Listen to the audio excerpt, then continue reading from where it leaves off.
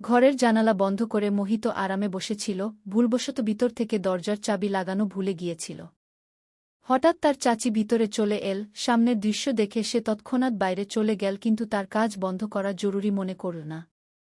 যখন সে বাইরে এল, তার চাচি বলল, কেন মোহিত, ভিতরে কি করছিলে? সে বলল, চাচি, আপনি তো সব জানেন, এখন আমার মুখ থেকে কি শুনতে চান?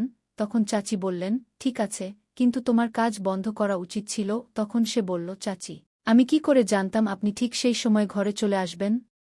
যাই হোক, আমি কিছু ভুল করছিলাম না কি? তখন চাচি বললেন, সেটা কথা নয়, কিন্তু তুমি তো জানো, যখন কেউ সেই কাজ করতে দেখে, তার মনও সেটা করতে চায়। তখন মোহিত বলল, তাহলে চাচি, আপনিও এসে যান। চাচি বললেন, আমার মনও খুব করছে, কিন্তু তুমি তো জানো, তোমার চাচা কয়েকদিন ধরে বাইরে গেছেন, আর আমি একা সব কিভাবে করব?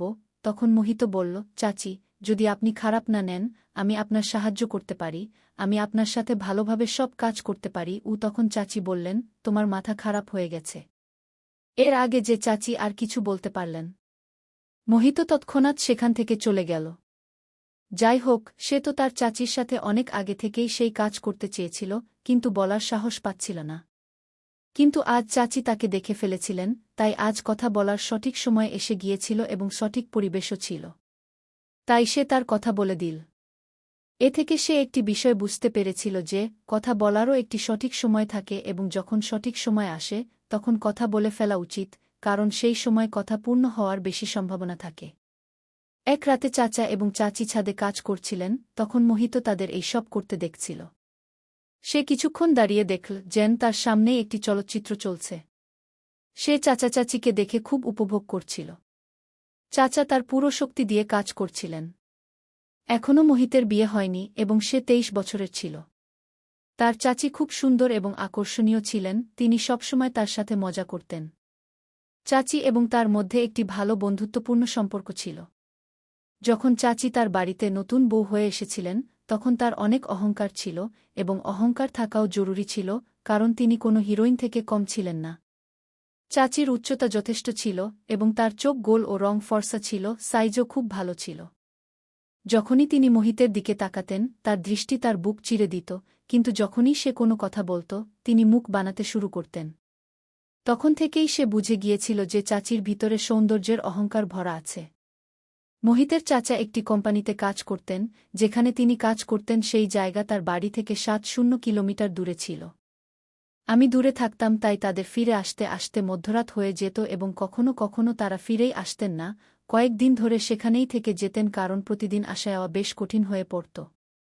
যখন চাচা বাড়ি আসতেন না, তখন চাচি তার রুমে একা থাকতেন।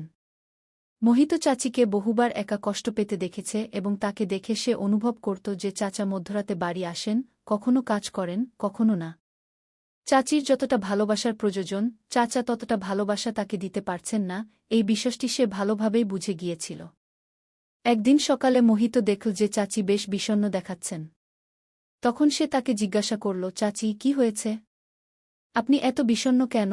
তখন চাচি বললেন, আমার স্বাস্থ্য ভালো নেই। এরপর মোহিত তার জন্য মেডিকেল থেকে ওষুধ নিয়ে এল। ওষুধ খেয়ে চাচি তার রুমে চলে গেলেন। কিছুক্ষণ পরে মোহিত তার স্বাস্থ্য সম্পর্কে জানতে তার রুমে গেল, তখন তার বেশ জ্বর ছিল। তখন সে বলল, চাচি, আজ চাচা বাড়ি আসবেন কি? তখন তার চাচি বললেন, তিনি অফিসের কাজে কয়েকদিনের জন্য বাইরে গেছেন। তখন মোহিত ভাবল, এখন কি করা যায়? চাচির অবস্থা তো খারাপের দিকে যাচ্ছে। তার মনে পড়ল যে তার এক বন্ধুর বাবা ডাক্তার। সে তাড়াতাড়ি তার বন্ধুকে ফোন করল এবং বলল, ভাই, তোমাকে একটা কাজ করতে হবে। তখন সে বলল, হ্যাঁ ভাই, বলো কি কাজ? তখন সে বলল, তুমি তাড়াতাড়ি তোমার বাবাকে আমার বাড়িতে পাঠিয়ে দাও, আমার চাচির স্বাস্থ্য খুব খারাপ হচ্ছে। তখন সে বলল, ঠিক আছে ভাই, আমি এখনই পাঠাচ্ছি। কিছুক্ষণ পরে ডাক্তার সাহেব এসে গেলেন। ডাক্তার চাচিকে একটি ইনজেকশন দিলেন এবং কিছু ওষুধ লিখে দিলেন।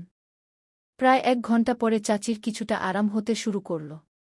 পরের দিন সকালে যখন মোহিত বাথরুমে যাচ্ছিল, তখন চাচি বললেন, মোহিত, 1 মিনিট আমার কাছে এসো। যখন সে তার কাছে গেল, তখন চাচি বললেন, দয়া করে আমাকে ক্ষমা করে দাও। তখন মোহিত জিজ্ঞাসা করল, কিসের জন্য? তখন তার চাচি বললেন, যখন আমি এই বাড়িতে এসেছি, তারপর একবারও আমি তোমার সাথে সরাসরি কথা বলিনি, কিন্তু তুমি আমার কত খেয়াল রাখো। মোহিত বলল, চাচি, কিছু না, আমি তো আপনাকে আমারই মনে করি। তখন সে ভাবল যে চাচিকে তার মনের কথা বলে দেবে, এটা ঠিক, কিন্তু তারপর ভাবল যে এখন মনের কথা বলা বোকামি হতে পারে, কারণ এখনই তো চাচি তার দিকে আকৃষ্ট হয়েছেন এবং তার সাথে কথা বলতে শুরু করেছেন। যদি এখনই সে সব বলে দেয় তাহলে খুব তাড়াতাড়ি হয়ে যাবে, কখনো তাড়াহুড়ো করে চাচি রাগ করবেন না।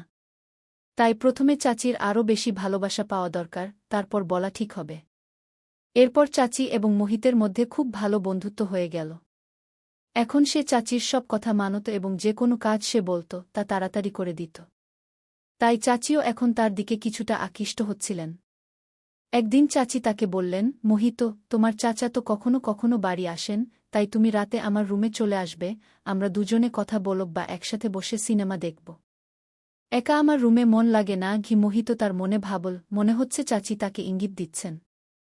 এখন তার কথা সরাসরি বলা আরও সহজ হয়ে গেছে।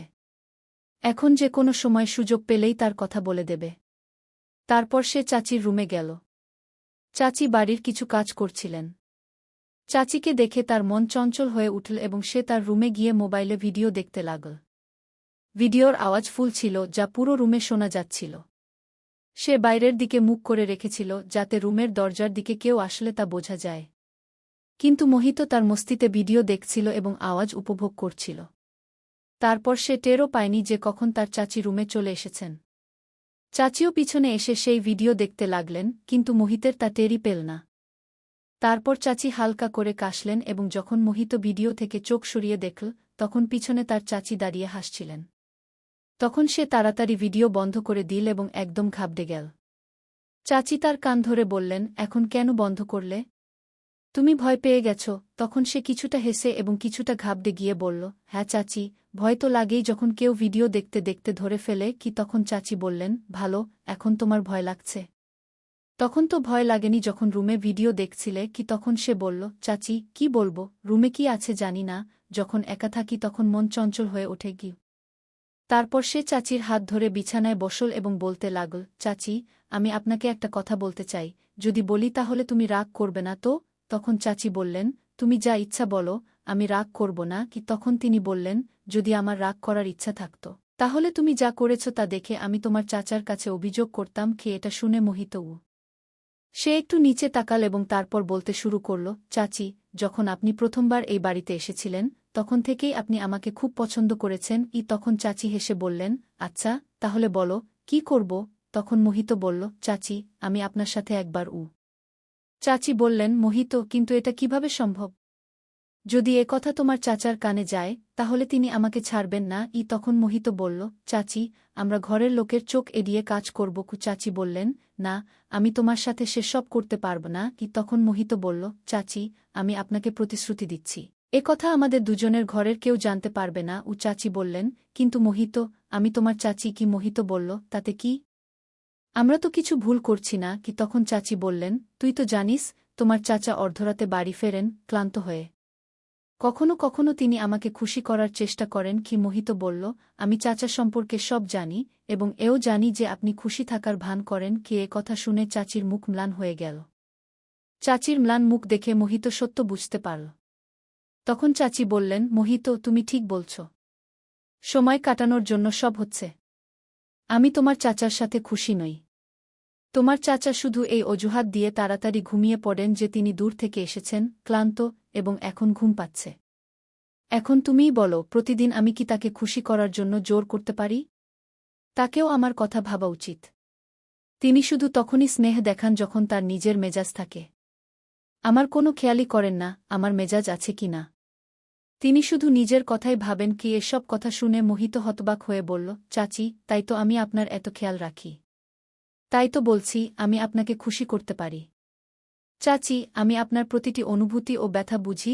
তখন চাচি তার হাত ধরে শক্ত করে চেপে বললেন। চাচি যখন তার হাত চেপে ধরলেন তখন তিনি বুঝতে পারলেন যে চাচি ভেতরে কতটা কষ্ট পাচ্ছেন। চাচি বললেন, মোহিত, তুমি আমার এত অনুভূতি বুঝো, তুমি কত বড় হয়ে গেছ। কিন্তু আমি কখনো তোমার দিকে মনোযোগ দিইনি। মোহিত বলল, হ্যাঁ চাচি, আমি আপনাকে পুরোপুরি বুঝি। তখন চাচি বললেন, চল, আমি ভেবে দেখি এবং নিজের ঘরে চলে গেলেন। চাচি যেভাবে ঘরে গেলেন তা মোহিতের পছন্দ হল না। তার মেজাজ খারাপ হয়ে গেল এবং সে ভাবতে লাগল যে এখনই কিছু হবে না। পরের দিন সকালে সে বাথরুম থেকে বেরিয়ে এসে দেখল চাচিও সেখানে এসেছেন। চাচি বললেন, আজ খুব স্মার্ট লাগছিস কি? মোহিত কিছু না বলে নিজের ঘরে চলে গেল, কারণ সে চাচির উপর রাগ করেছিল। কিছুক্ষণ পরে চাচি মোহিতের ঘরে এসে বললেন, কি হয়েছে? তুমি কি আমার উপর রাগ করেছ? মোহিত বলল, আপনি আমার ঘর থেকে যান এবং আপনার কাজ করুন। আমি আপনার সাথে কোনো কথা বলতে চাই না। গিয়ে এবং সে কাজে বেরিয়ে গেল। যখন সে সন্ধ্যায় বাড়ি ফিরল, তখন দেখল চাচাও বাড়ি এসেছেন। এখন তার মেজাজ আরও খারাপ হয়ে গেল, কারণ এখন তার স্বপ্ন স্বপ্নই থেকে যাবে। চাচা তাকে দেখে বললেন, মোহিত, ঠিক আছিস তো? সে বলল, হ্যাঁ ঠিক আছি এবং নিজের ঘরে চলে গেল। কিছুক্ষণ পরে চাচা তাকে ডেকে বললেন, মোহিত, এসো, খাবার খেয়ে নিই। তখন সবাই মিলে খেতে বসল। মোহিত চাচির দিকে তাকিয়েছিল এবং চাচিও তাকে দেখে হাসতে লাগলেন এবং চুপ থাকার ইশারা করলেন। চাচা মোহিতের আগে খেয়ে বাইরে চলে গেলেন, কিন্তু মোহিত ধীরে ধীরে খাচ্ছিল। চাচি তার কাছে এসে বললেন, কি হয়েছে মোহিত? তুমি কি আমার উপর রাগ করেছ? মোহিত বলল, হ্যাঁ। চাচি বললেন, তুমি আমার কথা কেন বুঝছ না? এটা ভুল। মোহিত বলল, এতে ভুল কি? চাচি বললেন, তুমি তোমার ঘরে গিয়ে খেয়ে ঘুমিয়ে পড়ো। মোহিত বলল, আমি ঘুমাব কি না তা নিয়ে আপনার কি? আমি আজ রাতেই বসে থাকব। বলে সে নিজের ঘরে চলে গেল। সে মনে মনে ঠিক করল যে এখন যা হোক, একবার হলেও তার স্বপ্ন পূরণ করবে। যখন সবাই ঘুমিয়ে পড়ল, মোহিত তার ঘরের দরজা খুলে রাখল, যাতে চাচি বুঝতে পারেন যে সে ছাদে যাচ্ছে। সে ছাদে গিয়ে 2 মিনিট বসে থাকল। তখন সে পায়েলের আওয়াজ শুনতে পেল। পিছনে ফিরে দেখল চাচি ছাদে আসছেন। চাচি তার পাশে বসে বললেন, তুমি পাগল হয়ে গেছ?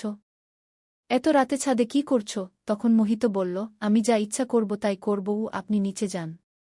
তখনই চাচি তার হাত ধরে নিজের হাতে নিলেন এবং বললেন, মোহিত, ভেতর থেকে আমিও তোমার সাথে কি? এতটা বলার পর একটু থেমে আবার বললেন, কিন্তু এখন আমরা সেই কাজ করব না, কারণ এখন এটা আমাদের দুজনের জন্যই ভালো হবে।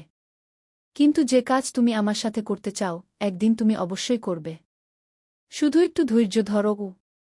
চাচির কথা সে বুঝে নিল এবং বলল, ঠিক আছে চাচি। সকালে আবার চাচি বললেন, মোহিত, আমার কথা মন দিয়ে শোনো। আমি বলেছি না বলে দেব। তারপর সকাল হলে মোহিত এবং চাচি চা পান করছিলেন, তখনই চাচা এসে বললেন, আমি তোমাদের দুজনকে একটা কথা বলতে এসেছি।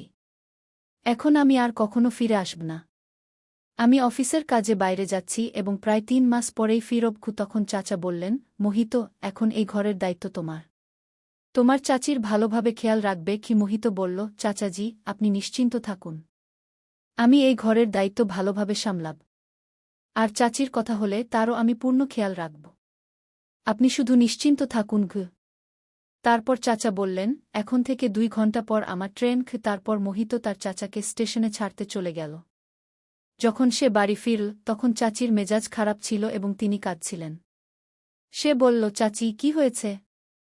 আপনি কাঁদছেন কেন? চাচি বললেন, কাঁদব না তো কি করব? তোমার চাচা তো আগেই কয়েকদিন পর পর আসতেন, আর এখন তো সরাসরি 3 মাসের জন্য চলে গেছেন। কথা বলে তিনি আরও কাঁদতে লাগলেন। মোহিত চাচিকে বিছানায় বসিয়ে বলল, চাচি, কোনো কথা নেই। চাচাকে তো তার কাজের জন্য যেতেই হতো। আর আমি তো আছি আপনার সাথে, আপনার খেয়াল রাখার জন্য। কথা বলতেই চাচি মোহিতকে জড়িয়ে ধরে ফেললেন। এরপর আর কোনো কথা না বলে চাচি তার সাথে শুরু করে দিলেন এবং কথা এগোতে লাগল। কারণ চাচি এখন খুবই দুঃখিত ছিলেন এবং পুরোপুরি প্রস্তুত হয়ে গিয়েছিলেন। তিনি কিছু না দেখে সমস্ত ভালোবাসা তাকে দিয়ে দিলেন। মোহিত পিছিয়ে থাকল না। চাচা তো সবসময় চাচিকে অসম্পূর্ণ রেখে দিতেন, কিন্তু আজ সেই ঘাটতি মোহিত পূরণ করছিল। সে সারা রাত চাচির পূর্ণ সেবা করল এবং পুরোপুরি উপভোগ করল। চাচিও দিল খুলে ভালোবাসা বর্ষণ করছিলেন এবং নানা অ্যাঙ্গেল বদলে বদলে পুরোপুরি উপভোগ করছিলেন। রাত প্রায় 3টার দিকে তারা দুজন ঘুমিয়ে পড়ল। পরের দিন যখন চাচি উঠলেন, তখন তার চেহারা থেকে স্পষ্ট বোঝা যাচ্ছিল যে চাচি সত্যিই খুশি। এরপর চাচি তার হাত ধরে বললেন, মোহিত, তুমি যে সুখ আমাকে দিয়েছ, তার জন্য আমি জানি না কতদিন থেকে তুমি ব্যাকুল ছিলে। মোহিত বলল, আপনি তো আমার কথা শুনতেই চাইছিলেন না। আর আজ দেখুন, আপনার চেহারার খুশি বলছে আপনি ভেতর থেকে কতটা খুশি। এরপর চাচি তাকে জড়িয়ে ধরে বললেন, থ্যাংক ইউ, আমার মোহিত। সেদিনের পর থেকে মোহিত তার চাচির রুমে তার সাথে ঘুমানো শুরু করল। এখন তারা দুজন প্রতিদিন খুশিতে থাকতে লাগলেন। এই গল্পটি আমাদের একজন দর্শক পাঠিয়েছেন, যার জীবনে এই ঘটনা ঘটেছে। তিনি বলেছিলেন যে তার গল্প সব দর্শকদের শোনানো হোক এবং তার নাম গোপন রাখা হোক। তাই আমরা এই গল্পটি আপনাদের সামনে উপস্থাপন করেছি। যদি আপনার কাছেও এমন কোনো গল্প থাকে এবং আপনি তা লোকেদের সাথে শেয়ার করতে চান, তাহলে আপনি আমাদের পাঠাতে পারেন। আমরা আপনার গল্পটি আমাদের চ্যানেলের মাধ্যমে আমাদের দর্শকদের শোনাতে পারি। যদি গল্পটি আপনার ভালো লেগে থাকে তাহলে আপনার বন্ধু এবং আত্মীয়দেরও পাঠিয়ে দিন। যাওয়ার আগে ভিডিওটি লাইক করুন। এই গল্প বলার উদ্দেশ্য কারো হৃদয়ে আঘাত করা নয়, কারো অনুভূতিতে আঘাত করা নয়, কোন ধরনের অনৈতিকতাকে উৎসাহিত করা নয়। এই গল্পের উদ্দেশ্য সমাজে ঘটে যাওয়া এই ধরনের বিষয়ে সচেতনতা আনা। আমরা এই গল্পের মাধ্যমে আমাদের দর্শকদের এই শিক্ষামূলক বার্তা দিতে চাই যে, এই ধরনের বিষয়ে সতর্ক থাকুন, নিরাপদ থাকুন এবং সচেতন থাকুন। আমরা আপনাকে আবার এমনই কোনো গল্পে দেখা করব। ভিডিওটি ভালো লাগলে লাইক করুন, শেয়ার করুন, সাবস্ক্রাইব করুন। ধন্যবাদ।